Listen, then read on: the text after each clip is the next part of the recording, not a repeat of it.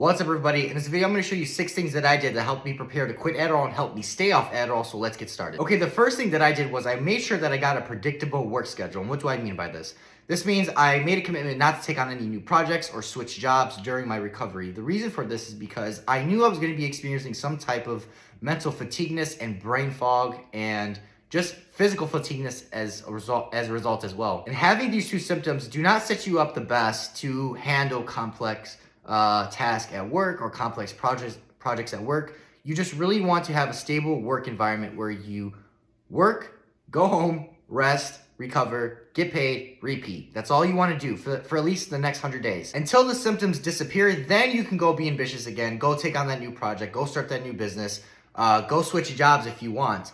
But I would highly recommend waiting off and starting any of those things until you are mentally prepared to handle those things. Like for me, for example, I knew my job like the back of my hand. I was there for about 6 months. I knew it each week task where I knew what had to be done after meetings. So I did that. So I went to work, got paid, went home, recovered, and that was my whole life for about 100 days. And I'll be going into other things as well. Okay, the second thing I want you guys to do before quitting Adderall as well is start getting a strong support system. Now, let's say that you've burned bridges with your family and your friends, and you really have no one to go talk to. What I would start doing today would be start going to AA meetings now, tell them what you're trying to do, start developing relationships, get their contact information, get a sponsor, and that way when you are about to quit in the near future, you already have a strong support system of people who have already overcame addiction. They're going to be your sympathy and empathy for you, and they're just going to help you, and they're going to be there for you as you go through your detox journey, as you go through your recovery process. It's super key that you get a recovery support system. I can't stress that enough. Okay, the third thing I want you guys to start doing about a month to 3 months before quitting Adderall, start developing some type of exercise habits. I don't care if it's walking, I don't care if it's CrossFit, I don't care if it's fighting.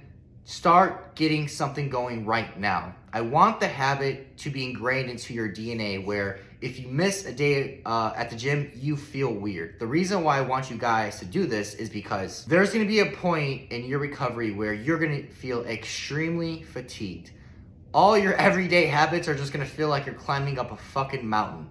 And the last thing I want you guys to do is be stuck at home. And this is what exercise is going to help with. It's going to give you that outlet to feel good still. Even though you're tired, you might be depressed, you might have anxiety. The working out is going to be a super important outlet throughout your recovery, and you need to get a habit going right now before you quit. And the fourth thing, getting an acceptance mindset. What I mean by this is, if you are an overachiever like me, it's going to be hard for you to stay at home, go to work, not overachieve, and just rest and recover for a certain period of time, right? And what really got me through that was just the acceptance that I am in recovery, my body needs to heal, and through practicing that acceptance that you need to heal, naturally you'll practice self-love and self-respect towards yourself, because your body needs to be healed after the years or months abuse of using Adderall. And so when you start to accept that you're just in a healing process, your recovery process is just going to be a lot more easier.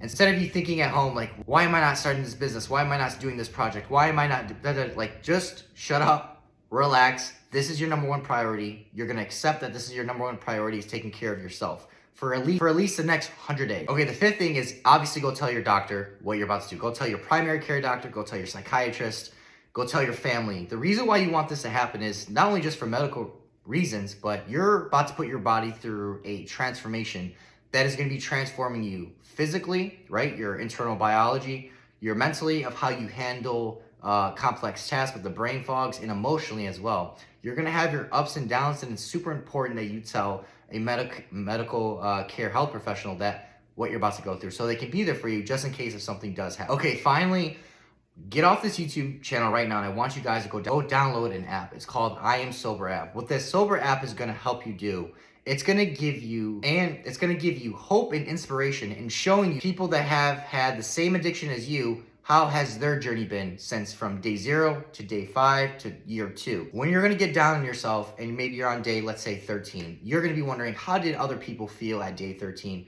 and where are they at now and today? You can see the progress of how people have changed and how when you start going through your ups and downs, you can relate to that as well. And you can know that it's possible to get over addiction because these people have as well. Okay, now that we went over the 6 things that you're gonna need to do before quitting Adderall, I wanna go over 3 pillars of success you're gonna need to have before going through addiction. 1, you're gonna need a strong why. In my personal belief, I believe that a lot of addicts can't go through recovery until they have hit rock bottom. This is my personal experience. I've hit rock bottom in a lot of areas of my life when I was in Adderall, and it kind of scarred me in a way where that itself became the motivation, where I did not want to live a life of that. I did not want to live a life of misery, of living pleasure over purpose, right? And because those things have scarred me, it's what keeps me sober even today. So you need to develop a strong why. How will you know if you have a strong why? Well, it's gonna be very simple. You're gonna be tested through temptations and cravings of relapsing. And every time you pass one of those, every time that you do not cave in, you are reinforcing and letting your subconscious mind know that I do have a strong why, because I'm beating the cravings and temptations every fucking time they pop in my face. That's how you'll know. And second thing is you're gonna need a very strong support system. Can people go through recovery on their own with no support system? I would say yes, but let me ask you even a better question. Why would you want to do that? Your life is going to be extremely hard for a certain period of time. You want to make your life as easy as possible when you're going through recovery. So why not go ahead and go to these AA meetings or let your family and friends know what you're about to go through so they can help support you through your journey. It's just going to make your life a lot easier, and it's going to increase your success rate on passing through recovery the first time.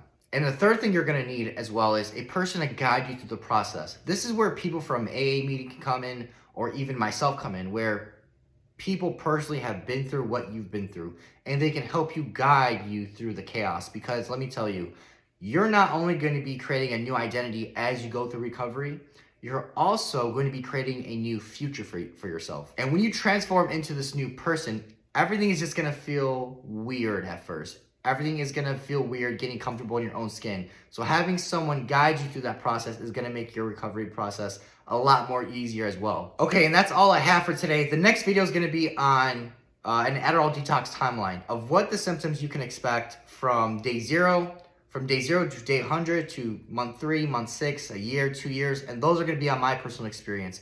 And I hope this next YouTube video that it helps you understand of what you can expect when you go through certain time periods. So I hope this helps, and I'll be in touch in the next video.